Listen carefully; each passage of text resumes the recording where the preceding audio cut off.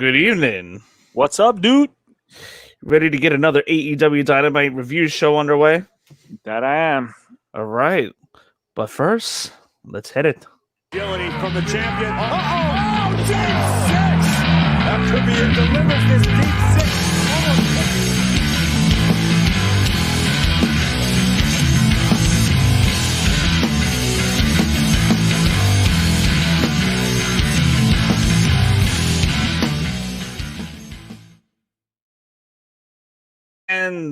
Episode 34 of week 19. I am joined by M from Level 1 Games, Pompton Plains, New Jersey. M, how are you tonight? I am a bit tired, man, but I'm here, man. I'm ready to rock and roll. We're missing somebody tonight, aren't we? We are missing somebody. The screen is looking a little more. I see more sparse of the ring in the background. Yeah, right? I see more space on my screen. Well, we're thinking of him tonight. What a busy last 2 weeks in wrestling, and then we have another busy weekend coming up with AEW All Out. Tell me about it. It's just been a busy time in general, all across the board in all facets of life. Well, that's good, right? Busy's good as long as it's not overwhelming. Absolutely, and at times it can be. Trust me on that. But I know. We are here doing what we love to do. We're going to talk some AEW Dynamite from last week. Exactly. Talk some wrestling. We are getting close to All Out. A lot of speculation there. Of things that could happen. All Out could be very well Christmas Day for you. It really is. I'm waiting with bated breath. I'm telling you, it's happening. Look, we already got a taste of it last week. When was it? Saturday, man. It's like I can almost taste this heel turn. Even if he doesn't turn, I want some progression to that storyline. Hangman's my dude right now. He really is, man. I want him to join the dark side. It's been great. So we had the number one contender match.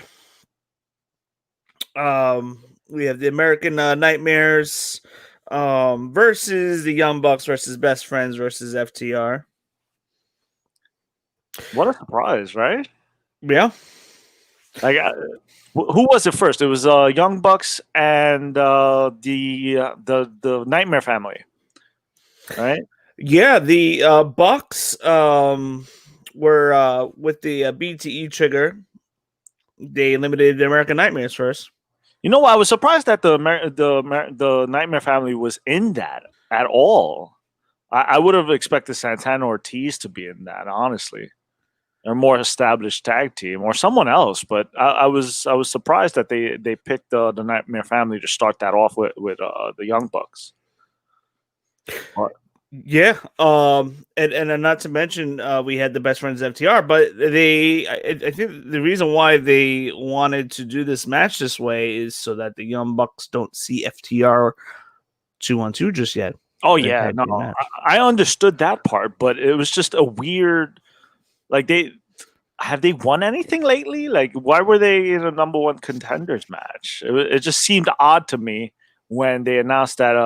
And I love Dustin. Don't get me wrong. This is not I hate Dustin rant on my part. It was just surprising. I don't know. I don't like him with like the more I see him, I don't like him with what's his name? God, I can't remember his name for the life of me right now. And that's how. I can't remember his name. What's his name? Run up by me again? The Nightmare Family. Oh, okay. Arn Anderson managing QT and Dustin Rhodes. QT. Okay. Yeah, I don't buy them as a legit tag team. I don't know what it is. Like, and you know what? I was kind of surprised that they were in this match, considering they were laid out the week before. And that's what I was saying. Is like it just didn't seem like. It was something that they should have been in, especially since the Dark Order took them out. I don't know. It was just weird. But you know what? I had no problem with the match, obviously. You know what would have made sense? And of course, you'd have to figure out how to book it. But Dark Order having two of their guys in that match instead. Yeah. You know what? Dark Order, like I said, Santana Ortiz. You had absolutely. Anybody, any other tag team that's established. I wouldn't even have mind in SU being in there, even though they haven't really wrestled much as tag teams lately. But still, that I felt like QT Marshall and Dustin were just like the odd men out. They were, and then the second odd man out would be the best friends for sure. Because I feel like the writing was on the wall as to what the results were going to be here. Yeah, the writing was on the wall 100%, but it was just like I can see the best friends because they've been consistent throughout this quarantine and they've been on TV and they've won matches. Santana Ortiz, again, an established team. They've won matches. QT and Dustin, I mean, I think they won a couple of matches on Dark, if I'm correct, right? And it just they didn't seem like they belonged, like not in a number one contenders match. They were just thrown in there pretty much to eat the pin. But again, the action was good. I can't complain about the action. I don't know. Like I can't see Dustin and QT being a legit team that I can get behind, or a believable, I guess would be a better term. Yeah, like, I just don't see them as being a team. No, you're right. I mean, just it's based on the way they've been booked. And you know what? Now that you have the Young Bucks, you still have Omega and Hangman as tag champs. You have FTR. You clearly different levels that they're on compared to the American Nightmares. Exactly. So clearly a different level. Well, I mean, we all know what it was. They were there to eat the pin and then progress to the best friends. And again, I never have the privilege of seeing Hangman do something cool. I got busy in the store and I totally missed it. You were there that day, actually. You saw me. Me and you. So those of you that are watching, me, Randy, and Em were all gathered around watching this. I made a special appearance on a Dynamite show. We were all watching together, and M had his back turned. He was distracted every single time. He had his back turned. He was distracted. The same thing happened. Yeah, the same thing happened when they won the titles. Yeah, I had my back turned, and it's like I hear the ring bell, ding ding ding, and it's like all of a sudden, yo, Hangman won. I'm like, you gotta be kidding me, man! Like I miss every single thing. Like I'm hoping nothing happens on Saturday where like something takes my attention away, and Hangman finally goes heel. I don't know, man. I have a feeling that's exactly what's gonna happen, though. That could be a Christmas Day gone bad. It always is. Like I can't have it. I've been waiting how long, and you've been waiting so long that it's gonna be Christmas Day when this happens, and I'm gonna miss it. It could happen this week. Yeah, it's going to be leap year over Christmas. I'm going to miss it. I'm pretty sure of it. So Bucks win with the BG trigger. That's the first elimination. Bye American Nightmares. Then so now we're down to best friends. We're down to the Young Bucks, and we're down to FTR remaining in a match. At one point, Nick Jackson is on the apron about to do a move from the outside when Hangman Page comes running in to hold the leg of Nick Jackson, causing Matt Jackson to get pinned. The Young Bucks get eliminated, and boy, did things start to break down, especially in the back. Hangman Page was confronted later, and as a result, the Young Bucks have kicked out Hangman Adam Page out of the Elite, which he didn't want to be a part of for the longest anyway. Listen, he got what he wanted. He wanted out. They wouldn't let him out. So you know what? They kicked him out. He got what he wanted. I think he'll be just fine without them. Can't wait. So now it's I believe that. We've been talking about this for months, every week. Every single week I mention it. Yep. So now we're down to the best friends in FTR. Dax Harwood gets the submission with the knee bar. Best friends are then eliminated. Last team standing is FTR. So now we're going to get FTR versus Hangman and Omega at All Out. Yeah. So here's the interesting dynamic is that Omega obviously is still part of the Elite. Hangman is not, but yet they're still tag team champions. potentially setting up the stage for division. Yes. Or what if they swerve us and maybe Omega turns too? Yeah. So now Hangman and Omega are out of the elite. Yes. Because Omega's been teased. He's been teased. He's been numerous times snapping, and the Young Bucks had to control him. We already know what's going on with Hangman. I'm trying to figure out who's going to turn on who here. Exactly, and that's what intrigues me. You know, and I think as a viewer, it makes me want to tune in that much more. It's a borderline convoluted storyline, but not. There's just a lot of moving parts.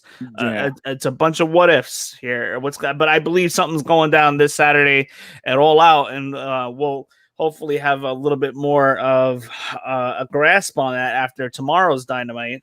So yep. As of now, we're getting FTR versus Hangman Page and Omega All Out. I am expecting something big to happen here. Oh yeah, quite possibly title change too. Yeah, I hope there's a title change because again, Omega and Hangman are they're a great tag team, but they're better singles competitors. Oh, absolutely. I don't think the tag division needs Omega and Hangman together anymore. They already they've done their job. They've helped build the tag team division. I feel they can move on, go into singles. Let's see what Omega can do. I would love to see New Japan Omega come out, have them turn heel or whatever. I'd like to see a good singles run there. And that tag team division is so deep that you don't really need Kenny Omega and Hangman there anymore. Yeah, you don't really lose much. If you lose that one team, you still have countless others waiting on the sideline to jump in or tag in, so to to speak. You know, they're ready, man. We see Archer versus Sean Maluta. Sean Maluta in his AEW debut, and for those of you that don't know, Sean Maluta is from NXT. Hasn't gotten much work on TV over there. He was in the Cruiserweight Championship 2 years in a row. Very good athlete, but Archer gets the win over Maluta in a big-time squash match. We see Archer in the ring with Jake the Snake, and out comes Cage and Starks. They're in the ring going back and forth, and out comes Darby to come after Starks. So we see the progression there with Darby Allin and Starks. And don't forget, there's unfinished business between Darby Allin and Brian Cage. Brian Cage, yep. But I don't know what they're trying to build to. I was always confused because it seemed like that was going to be the feud that was going to follow Brian Cage right after he fought Moxley. And it doesn't feel like they're going to fight. It feels like he's going to fight the other guy. What's his name again? Archer? No, the young kid, Starks. Starks? Yeah. For some reason, I'm blanking out on names today. I really am tired. I'm sorry. But so they moved it to Starks, and I guess it'll be a progression for him to move up to Cage eventually. Yeah. But I have no problem with it. I'm looking forward to those matches. But it threw me for a loop because that I fully expected it to be direct, you know, but I can't complain, especially after I saw that spot with the skateboard and the thumbtacks. You got me. I'm sold. I want to see this. Oh, Darby Allin versus Starks is gonna be great. That seems like they're leaning more towards that at the moment. Ricky Starks is great on the microphone, by the way. Oh yeah, he's. You know what? It's phenomenal. I never doubted that he was. I didn't know too much about him. I had to look him up as soon as he challenged for the TNT championship because I don't watch Impact as much as I really should. So I'm a little ashamed to say that sometimes I have to look up these wrestlers myself at a spur of the moment. But you know what? I was impressed with what I found, and I thought it was a good addition to AEW, and he's proven me right. Like I'm enjoying watching him. So we have the MJF Moxley contract signing. So that championship match is coming up this Saturday. We may see a little bit more out of them too this Thursday. Dynamite is tomorrow, if I'm not mistaken. Tomorrow. Okay, so it looks like we're back to a normal schedule. At least for this week. Been a little funky the past couple weeks. Thank you, But, NBA. Yeah. So we had the MJF Moxley contract signing. Not a whole lot going on here, just a continuous build towards their championship match at All Out. But we see Moxley, he tricks MJF into signing the contract, which in that contract states that Moxley gets to have a tune-up match tomorrow night against MJF's lawyer. I'm not gonna lie, I didn't see that coming. Yeah, that's the tune-up match is prior to this Saturday. So what do you think here? No, I was impressed. Again, no one went through a table. This promo spot has been overdone for so many years. Yes, we're gonna sit down. We're gonna sign this contract and then brawl over the place. Somebody's going through this table. I was so glad that they stayed away from that. I was so afraid that that's exactly what I was gonna see. I'm tired of seeing the same old thing. Give me something new, and this is exactly what they did. I mean, MJF's lawyer can talk, and so can MJF. And then you throw in Moxley, who's just a badass, and it made the night. You know, it's like you didn't have to go the tired route. This was cool, and I popped a little bit. I'm not gonna lie, so I was happy with the results. Yeah, I'm sold. I can't really tell you who's gonna come out. I mean, I think I want MJF to win on Saturday. It's a tough call. I'm not too sure if MJF is part of the plan just yet. Yeah, I don't think he's taking it though. What I want is MJF to win it. I think that Moxley's way better chasing the title than to actually have it, but I don't think that's in the cards for this soon.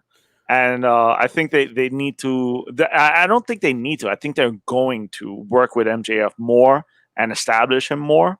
But it's too soon for him to have the title. I don't see it happening. Yeah, I mean, MJF has still kind of been building up. Still. But imagine when he does. He's gonna be a title holder eventually. Oh my God, yes! And you know what? I can't wait. And it's especially if there is rumblings of what Justin Credible was talking to us about a couple of weeks ago, that MJF, could eventually possibility of talking to WWE. So AEW is going to need to do something. Pull the trigger on him sooner or later. Exactly. And the dude, again, he's one of those guys that's old school, lives the gimmick 100% of the time, and I can't respect that enough. You know, like, I'm so impressed by MJF and his skills on the mic and just interactions with the fans. He cracks me up, man. He's something special. I'm telling you that. He's been great. Top heel in the business. Oh, definitely up there. So we had a couple of new and familiar faces in a tag team match last week. We had Garrison, who's about maybe a second or third time featured on Dynamite over the past couple months. Brian Pillman Jr. looks just like his dad. He really does. He has the look of his dad of like late 80s, early 90s look. Flying Brian. Yep. Sonny Kiss and Janela going against the Lucha Bros and Butcher and the Blade. Yeah, this was an interesting pairing, but it worked out, man. It was very, it was high impact. It was fun to watch. You know, it kept my interest up. So it's just I can't wait till Brian Pillman Jr. is available full time. I think he's still under contract with MLW. Okay. But when he's able to sign, I think, listen, push this kid, man. He's got what it takes. And you can tell he's got the pedigree and he's got the skill. It's just a matter of time before we see what he can do in an AEW ring. Right now, he's gonna have to eat the pin. I honestly didn't think he was gonna eat the pin here, but that's exactly what we ended up seeing. But it's always a treat to see the Lucha Brothers in the ring, and now that we know that Butcher and the Blade signed their contracts, you can see them being pushed a little more. I was always critical on how they debuted the Butcher and the Blade. and then kind of they just lost continually. They lost steam a little. But yeah. I realized what it was. That whole time it was kind of a tryout. Do you fit here? And then they finally signed their contracts recently. So now you see, you can see how the switch has been you can see that they've been featured a lot more. And in a better light. So it's understandable. But as a fan, I didn't know what I was watching. Like they came out from underneath the ring and then just continued to lose from there. Like you barely saw them with their hands raised. But so it was cool to see them get a win. And from what I understand, now they're all going to be in the Casino Battle Royal. Yes. Yep. That announcement was made. Yeah, at the end of the match. So, and Eddie Kingston's got his gift of gab. Got the gift of gab. Yeah, he really does. And I can't wait to see him in some of the matches. Like we haven't seen him wrestle, I believe, since he wrestled Cody. And if we can have one match like that every so often, I would not be adverse to it. Like I would totally be down to see some blood letting from him. Like that dude can get violent. And again, he's New Yorker, and so I can't like that enough. Like I'm always gonna root for my guys out there. Ray Phoenix gets the win out of this pairing, gets the pinfall on Brian Pillman. Lucha Bros, Butcher, and the Blade, very cohesive, get the win. So, let's see where it goes. I mean, there's a couple things that you can do. I mean, you got a potential stable going. This could lead into like maybe a trios tag team title kind of thing eventually. It's another group you can throw in there. Yeah. A lot of possibilities. Love the presentation of Butcher and Blade, and like Randy always says, it's all about the presentation. Especially getting back to what Brian Pillman, it's all about the presentation. But I can't wait. I'm telling you, I don't know what's going on with MLW, but if he gets out of that contract, watch out, man. Yeah, that kid can go. You can tell right away. Like I haven't seen much of him, but he has a presence so far, and definitely get him on the contract and put some gold on him. Brody Lee celebration. Yes. So hot angle. Let's see where it goes. Not too long ago, we were talking about how Brody Lee winning the TNT title on Saturday, that Saturday edition. Very, very hot angle that went off the air, carrying over into last week's show. So Anna Jay is officially a member of the Dark Order. They made that clear finally. Yes. Known as the Queen Slayer. I think that has a lot to do with her taking out Brandy Rhodes, I would imagine. Yep. Dustin Rhodes comes out. QT comes out to interfere and crash the party, so to speak. And this leads to all Dark Order beating up on them. Scorpio Sky then comes out to help break things up and confronts Brody Lee. They're all outnumbered. Sky clotheslined by Brody. They're all laying. Matt Cardona, interesting, comes to the save of Dustin, Scorpio Sky, and QT. Couple things here. What do you think of Matt Cardona's presentation lately since he debuted?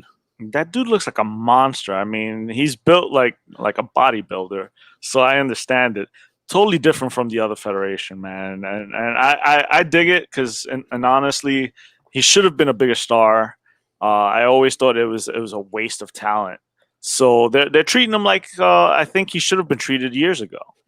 So I have no problems. He's friends with Cody. We all know that. So it made perfect sense that he would come out and help the guys out.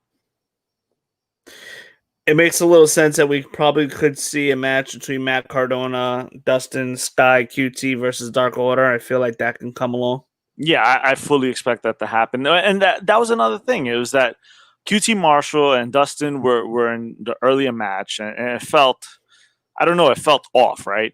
And then here they are again. And I think it would have been more powerful if they weren't in the match earlier. Because let's face it, they took a hellacious beating the week before. they came out to try to get some measure of revenge. That would have made a lot of sense. But it took something away seeing them earlier on the show and then seeing them again. I don't know. As a fan, it's like sometimes I don't want to see the same guys come out multiple times. And that felt like one of those instances. I think it would have been more powerful if that was their first appearance. It's like, oh my God, this is the first appearance since they got beat up last week. Like I would have bought into it a little more. But it was surprising to see Scorpio Sky come out. I know he's had his issues with the Dark Order. So SU in general has. So that made sense. And again, Cardona coming out. Like you beat up his best friend or whatever, and don't get me wrong, man, that beating after Cody lost, that's exactly what needed to happen. They needed the heat, and that was the perfect way. And I love the fact that Anna Jay choked out Brandy. I don't know, like I've always liked Anna Jay. I like her 10 times better now. She has that evil look, and like that vamp.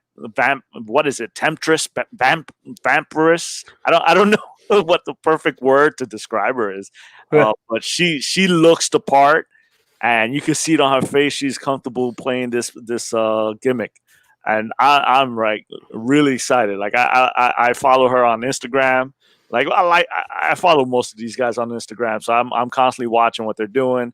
I'm digging it, man. I'm really excited for her because she's a rookie, but she's not a bad rookie. She's got her talent.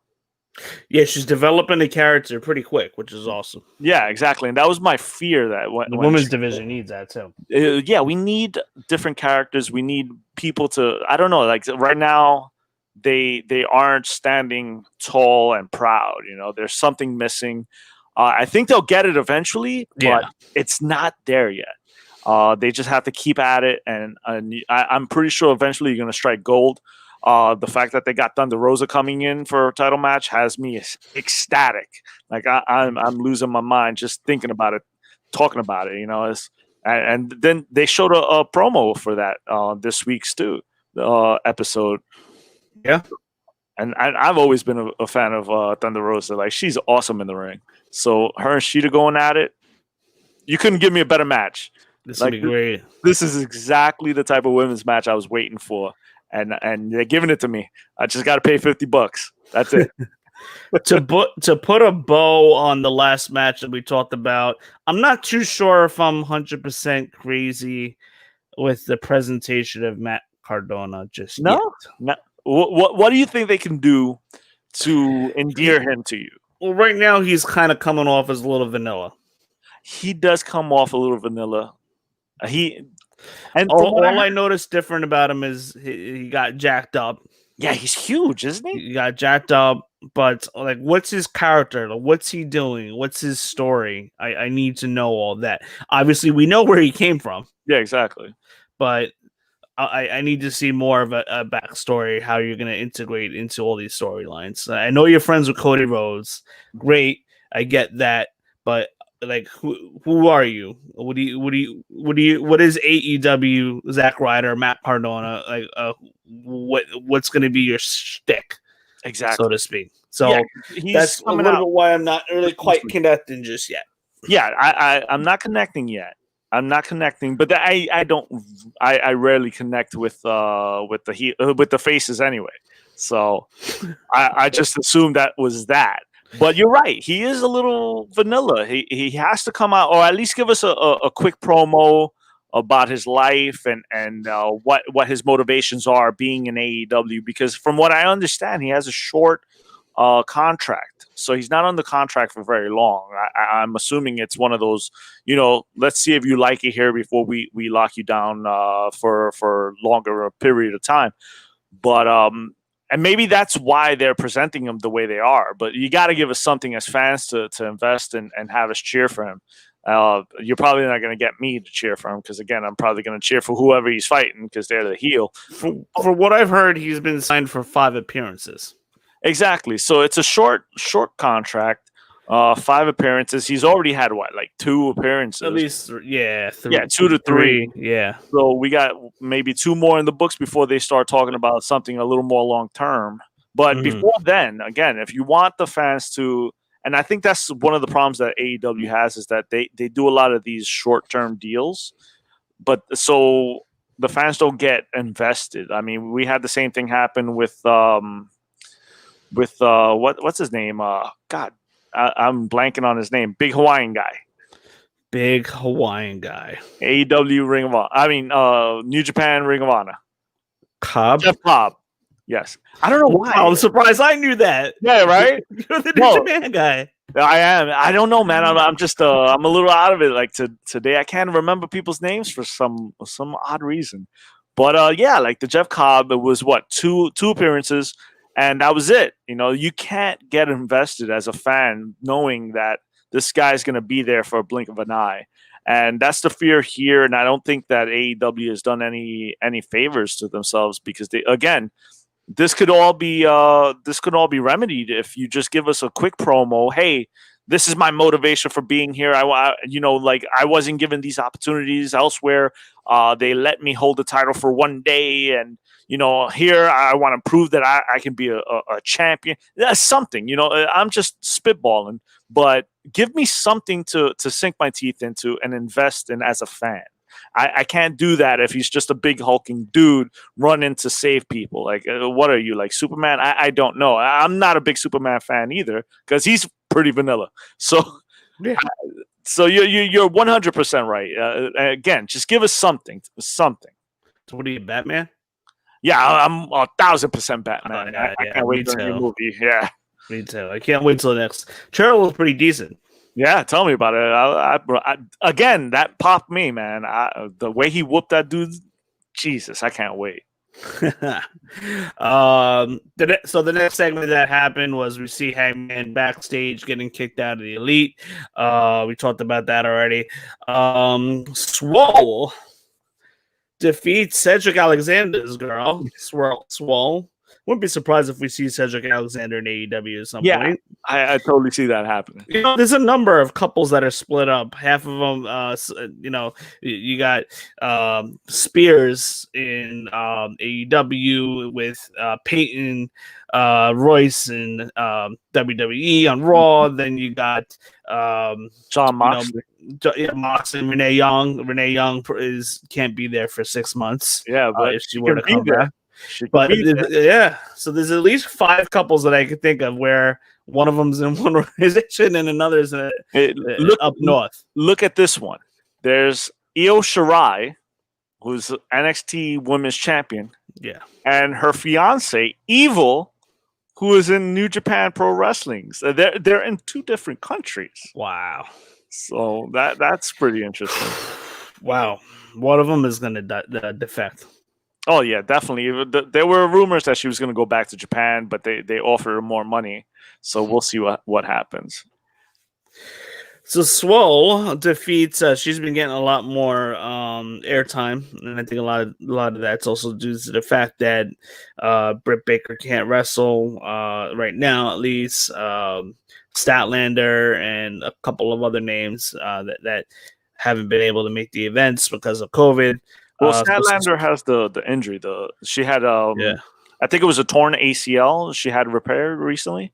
Okay, so she ain't going to be back for at least another 6 months. Yeah, unfortunately, she showed the pictures on Instagram, and I almost fainted. Like, please, God, I don't know. There's something about bones and the insides that just freaked me out. I can see blood all day. When you start talking about bones breaking and like mending them together, no, that's when I can't breathe and my heart starts. I need to. Let me ask you this: have you ever seen Sid Vicious's? Oh my God! Leg break? His leg looked like Grumpy's leg.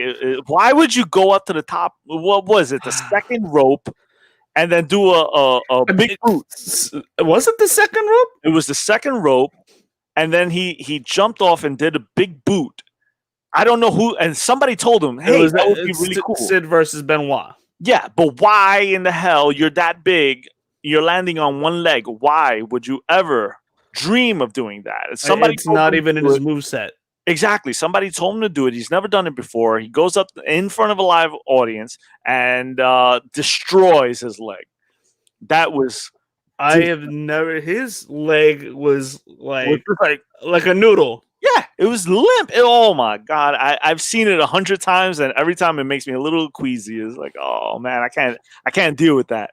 He was never the same since then. No, but he came back to wrestling. I would have tapped out. If my leg becomes like this, it's like I can't do it. Oh my god, did we get a comment from Randy? We did. Yeah, Sid's leg. Okay, so it was off the top. Oh, it was the top rope. Well, regardless, he should have been No. on the second rope. It's not his move rope. set. I don't know why that even happened, but Yeah. his career was never the same. I mean, let's be honest. Sid was never a technical wizard before that happened. So it's like he broke his leg. He was just more of a big dude lumbering around. I've never been a big fan of big wrestlers doing big wrestler moves. It's boring to me. I hate the lumbering movements. That's one of the reasons I loved WCW back in the day, because they had the cruiserweights. I didn't care about the NWO as many people were like going crazy back then. I was more into like the Benoits, the Guerreros, and everybody else. It shouldn't lead the guy, especially totally. But it was like insane to see his leg, and there's a video on YouTube if you look it up. I think it's like the most gruesome wrestling injuries, and it has Sid's leg, and when Big Van Vader's eye pops out of his eye socket, and he pops it back in. I'm like, oh yes. That's it. Wow, I got to see that. Yeah, you got to look it up. I'm sure it's not cinematic like Rey Mysterio. No, it was his actual eye. I think Stan Hansen, I think he was wrestling, and he went to punch him, and his thumb went in his eye by accident. Oh, and it was I believe it was in Japan, and his eye just bloop, he had to take off his mask and pop his eye back in, and you see his eye hanging out. Oh man, that's gruesome. And they say wrestling is fake, right? Listen, Randy also commented Sid's best move leaving the business. I mean, listen, Sid did some good work in 95, 96. Not to get too off topic here, but he did some good work in 95, 96. When I was watching in the early 90s, I was a little scared as a kid watching TV and seeing Sid, powerbomb my favorite at the time, Shawn Michaels 4 times, and Shawn Michaels laying dead. Man, Sid did his job as a heel. And I also had the pleasure of watching him. Well, not the pleasure, because I was a huge Shawn Michaels fan at Mark at that point. You were at Survivor Series 96 MSG. That was my first official WWE pay-per-view with Sid Vicious defeating Shawn Michaels with the use of camera knocking out Jose Lothario and then Shawn Michaels. Dude, I was so depressed that night. I was so depressed, and all my friends were depressed. I was there. I went home. I was not happy, Cameron. Dude, I took a walk around the neighborhood just like wondering, what do I do now? Oh man. So moving on. So Swole is heavily featured recently, with the opportunities of certain female wrestlers not there. So she gets the win. She defeats Ford Reba and Britt Baker.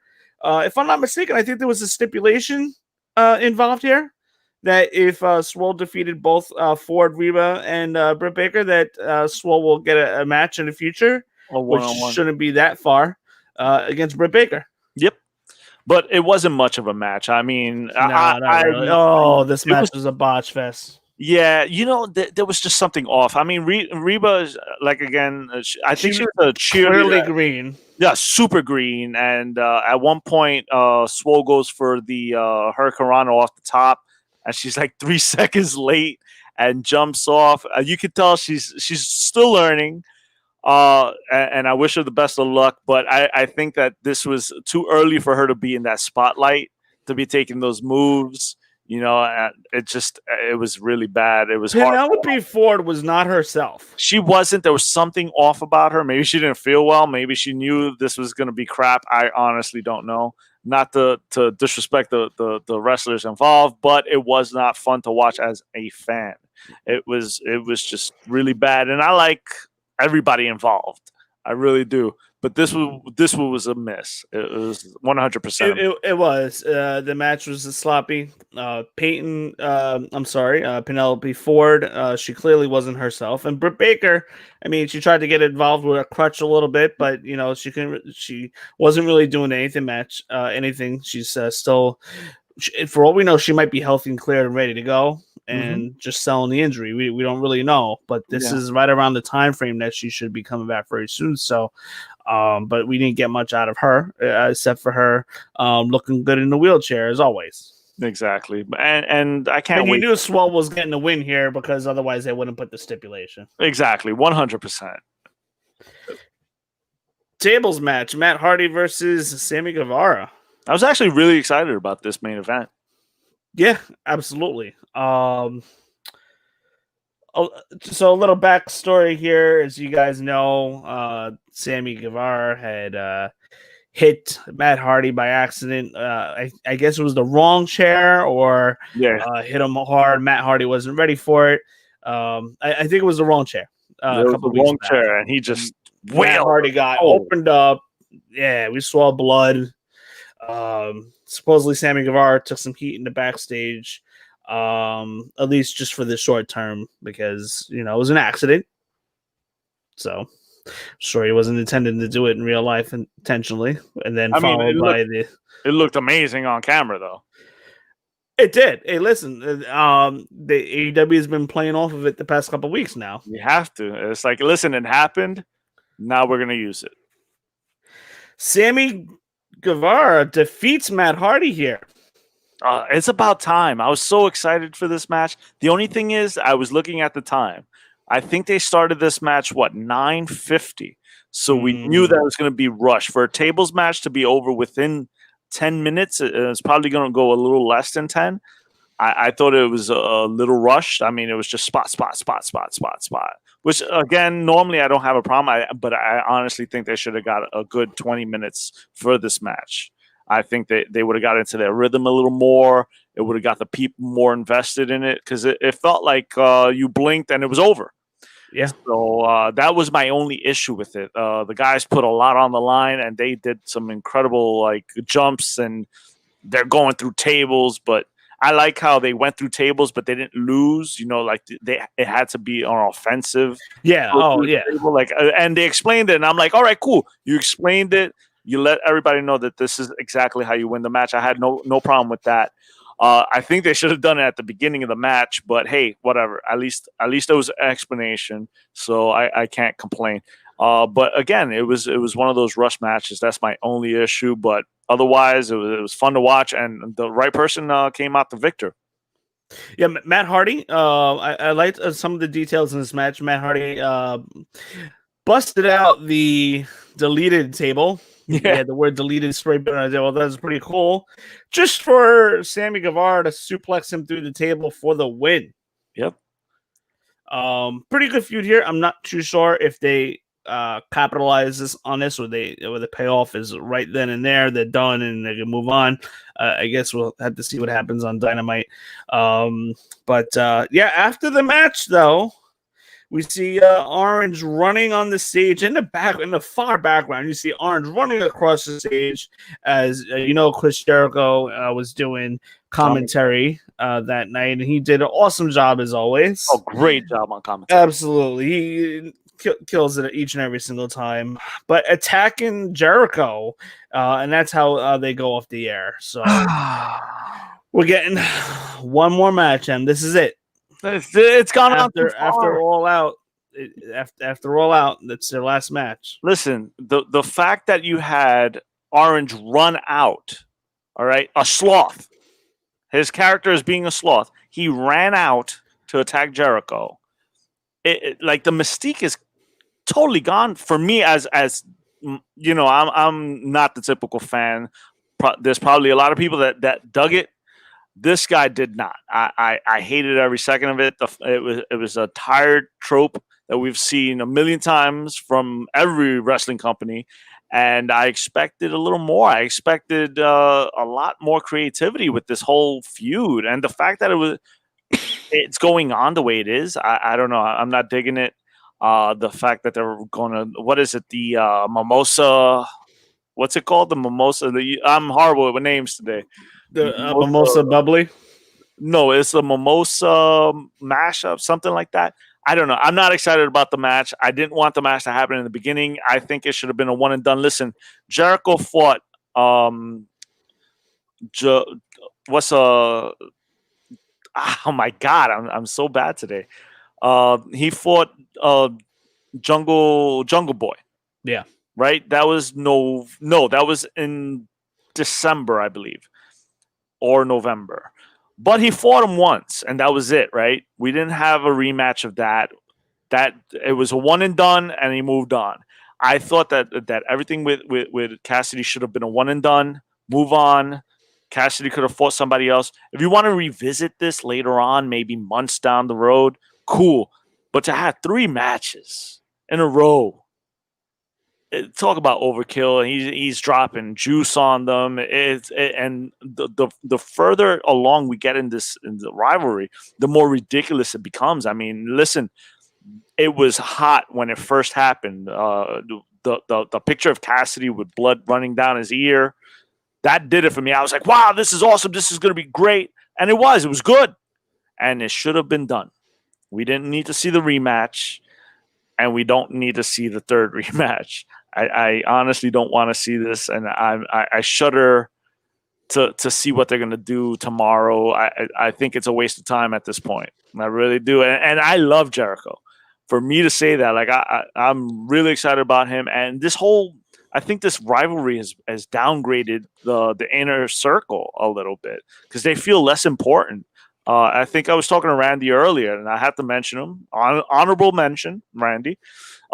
That they feel less important now that Jericho doesn't have the belt. And I'll take it one step further. Now that they're embroiled in this rivalry with the best friends, they feel, I don't know, they feel at the bottom of the rung, you know?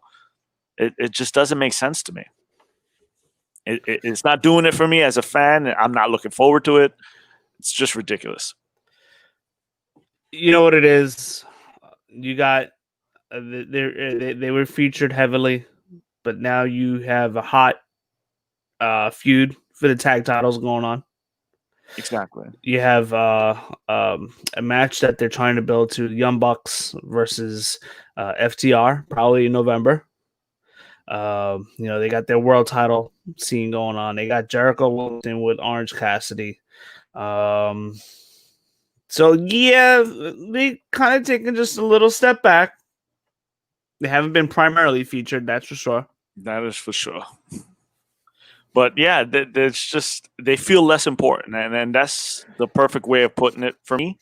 Like they're not must-see TV right now, and the whole thing with Cassidy, and I get it, it does ratings, but to me, it's not must-see. I can miss a week of that and feel like I haven't missed anything.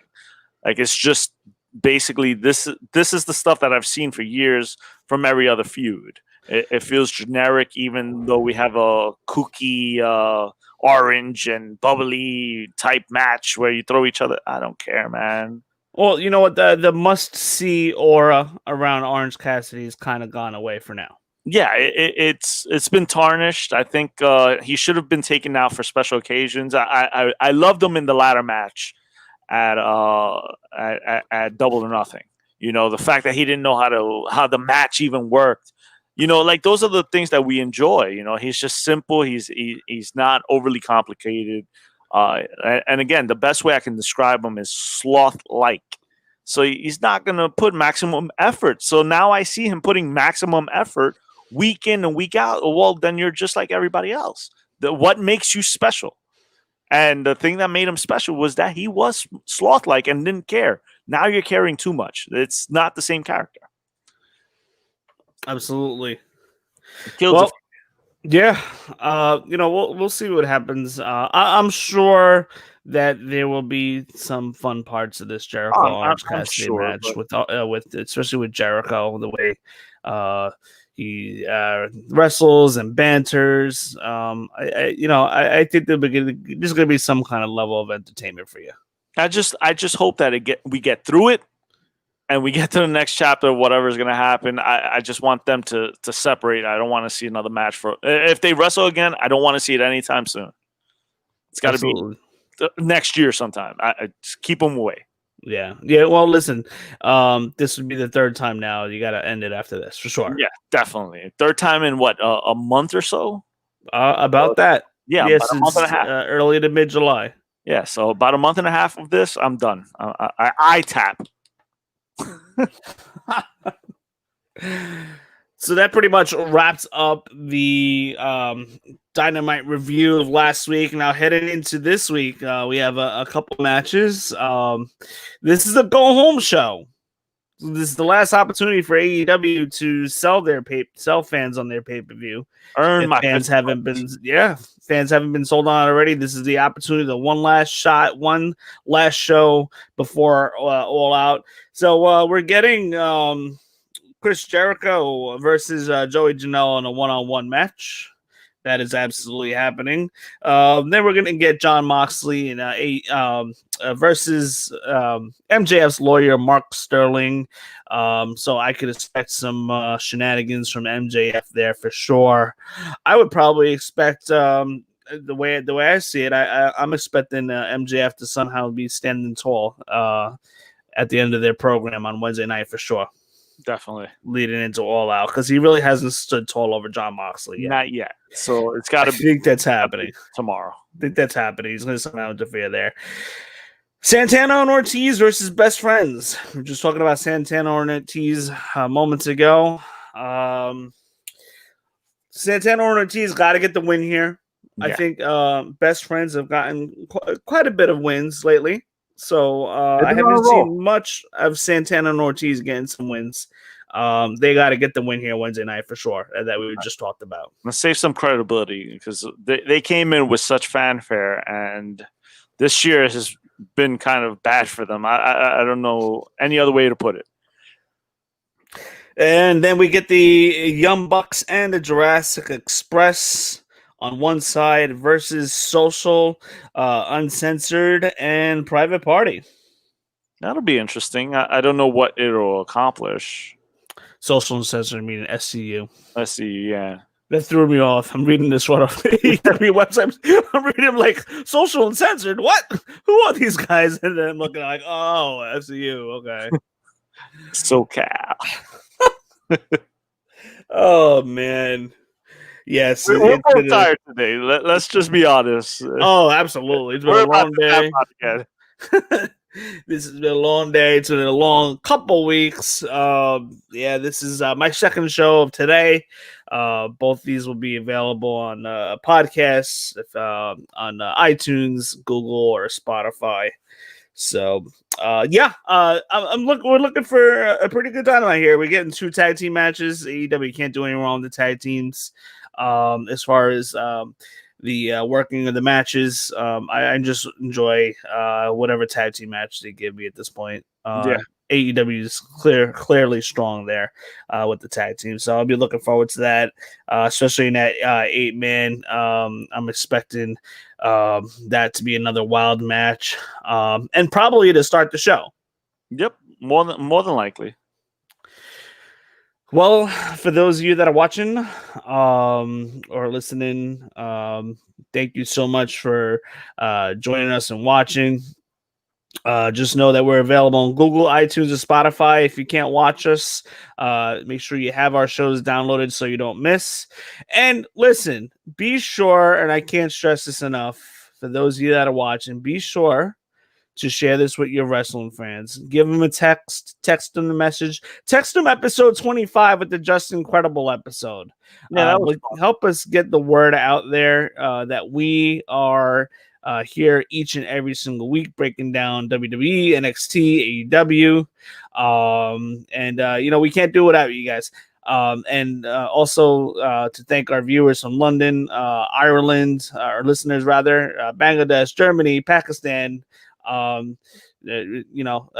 Keep sharing the word that we're here. We're available to deliver content to you guys each and every single week. On that note, M has been here for so far through 19 weeks now.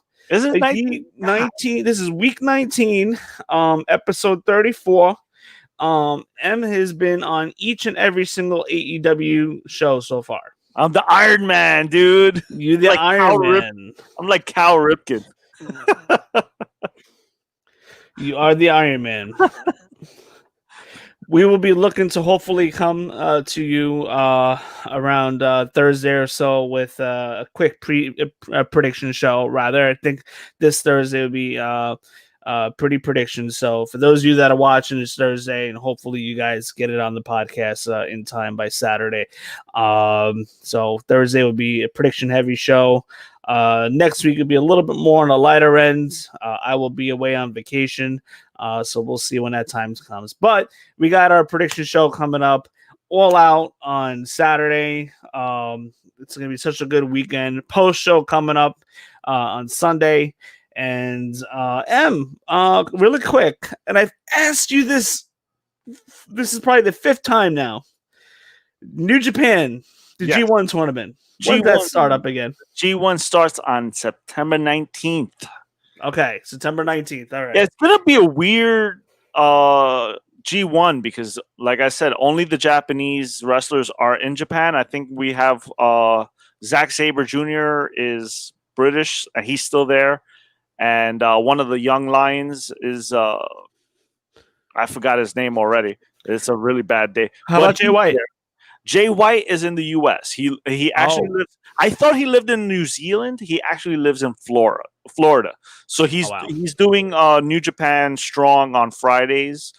They're doing the American stuff, and again, I don't know how John Moxley is going to defend his United States Championship against Kenta, who won the New Japan Cup USA. But I'm guessing that he's going to drop it. He's going to forfeit it, and I honestly don't know how they're going to do it. I've been wondering that for the longest.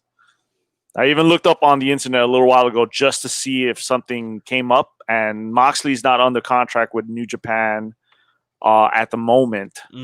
They said that he's welcome to wrestle for them whenever he wants. But it seems like to me he's under like a handshake agreement right now. Yeah. And he has their title, so and that's what FTR was doing for like the first month. They were on a handshake agreement until they decided to sign. Exactly. So I think it'll be interesting to see who represents the United States Championship. Is it going to be vacated? Are they going to hand it to Kenta since he won? I honestly don't know, but I'm looking forward to it. But the G1 starts on the 19th and it ends, I believe, on October 17th. Wow. Alrighty. It's a month full of wrestling, and I can't wait. It's going to be a weird G1, but again, something I'm looking forward to. That is going to be absolutely crazy to fit all that in, especially with last year during G1, I was laid up in bed. I was laid up in bed with the Achilles injury, so I was able to watch everything, including the whole G1 tournament. This year it's gonna be a little different. Everything's quite the opposite. I'm back. I'm back pretty much full time to everything. Thankfully, you're in luck a little bit because last year the shows were a little on the long side. This year, because of the coronavirus, they're about 2 hours long, and they take about 20 minutes to clean the ring in the middle of the show. So you got an hour and 40 minutes to watch, and you can, if you're pressed for time, I normally am because I'm trying to watch it at work. I sometimes I skip the Young Lions matches in the beginning and go straight to the tournament, or sometimes I skip the tag matches and just watch the matches that are most important to the tournament. Like if it's Block B, I watch Block B matches only, and not the tag matches that come before it. So you can take little shortcuts like that. Gotcha. I noticed that if you're not in Block B, like say if Block B has the singles matches, then the Block A, the people that are in the tag matches. Correct. Yeah, and that's how they conserve them every day. Yeah, they conserve them a little bit that way, but you're still wrestling for almost a whole month. Yep. So it's going to be interesting, and it takes a toll on these guys. Like I said, I saw the Okada documentary recently, and it took place. They followed him during the 2019 G1, and it was brutal. I mean, they were taking liquid out of his kneecap, and it was just like, it was just disgusting. Ooh, wow. Yeah, and then you see him later on, and he's doing these drop kicks, landing on that same knee. And every time I'd see him land on the knee, I'm like, oh my god! Like I could feel it in my knee, you know. But it took a lot out of him. But he finished it, and this happens. That's why my respect level for these guys in Japan, and like, there's nothing in my head. There's nothing above New Japan. Like that's the pinnacle of wrestling, and then comes everything else. I think Meltzer said the same thing. It's like, don't watch New Japan first. Watch everything else first. Watch New Japan last.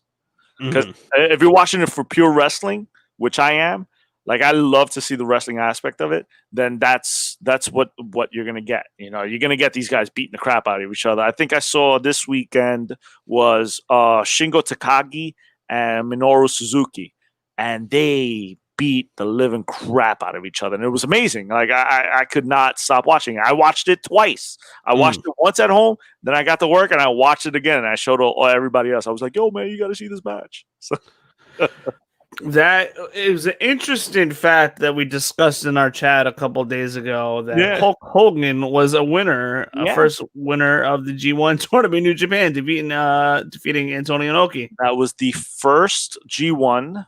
He beat Antonio Inoki for the first IWGP title. It's not the same IWGP title that's in New Japan now. That came, I believe, either a year or two later. But he was the first winner. You can't take that out of history. Hogan must pose. And Hogan What year was this, by the way? This had to have been like the 80s or 90s. This was either late 70s or early 80s. Yeah. Okay. Wow. So it was a long time. So New Japan's been doing G1 ever since then. Yeah, because I don't think New Japan was around officially, and that's why he won the title, but it was a symbolic title at the time.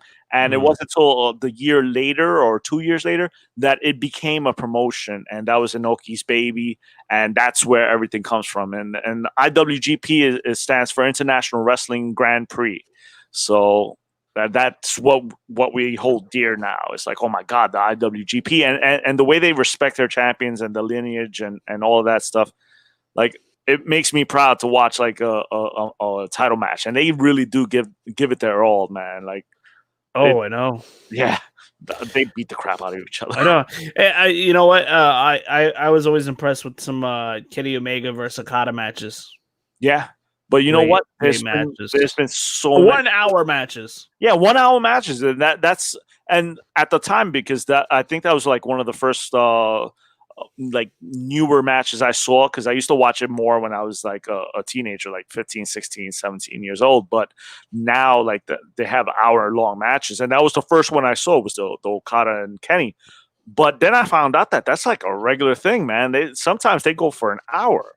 Yeah, I think one of my favorites was Shibata and Okada back in 2017. That was the last match Shibata did before he had I think it was a bleed in the brain. Wow. And that was because he headbutted Okada so hard that he ended up with a bleed in his brain. I mean, at the moment he headbutts him, you see like a little trickle of blood go down his face, and he collapsed in the back after the match, and they took him to the hospital and had to have emergency surgery that night. Wow. So he almost died because of wrestling, and the dude loves wrestling, and now he's the head of LA dojo, the New Japan LA dojo. Wow. So New Japan, what is it? Strong Style lives because he teaches it to others. Wow. So that's awesome. And thank you so much for that New Japan insight. I'm sure absolutely. I'm sure we'll get some more updates on the New Japan G1 tournament coming. It would be a crime if we don't talk about it when that time comes, which is 3 weeks away, just 2.5 weeks. I cannot believe that we are in the month of September. September already, right?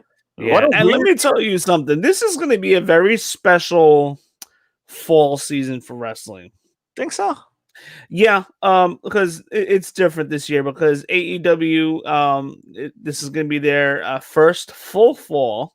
Yeah, because technically they started in October last year. Yeah. So this is their first full fall. They got it rolling now. So they got their storylines rolling now. It's interesting. Each and every single week, it's been great since January.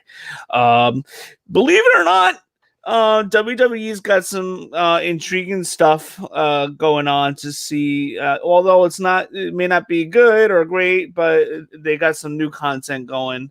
And then NXT's always been pretty good. So I think, and then we had the Sasha Bailey feud. That's going to be happening. Up, right? So I think this is going to be a pretty good fall in general for wrestling, and especially with AEW being around, it adds that extra punch because we haven't had a great fall season in wrestling in at least 5 years or so. Yeah, maybe a little more fall, which is not good, but with AEW, it's going to be a big help for sure. Oh, I got my fingers crossed, and I hope you're 100% right. See, AEW doesn't have to worry about having a bad fall season. It's usually WWE that has the bad fall season, but now with AEW around, you got that alternative, which has been great. And everybody has to help get us between here and Royal Rumble WrestleMania season, which is unbelievable again. Close. Yeah, God, it's almost here. Oh my God, it's coming. It's coming shortly. The build is going to start soon. But Em, thank you so much for hopping on, and we will see you very soon. And till next time, that wraps up episode 34, and hopefully we get a prediction show coming to you guys on Thursday. But till then, have a good night.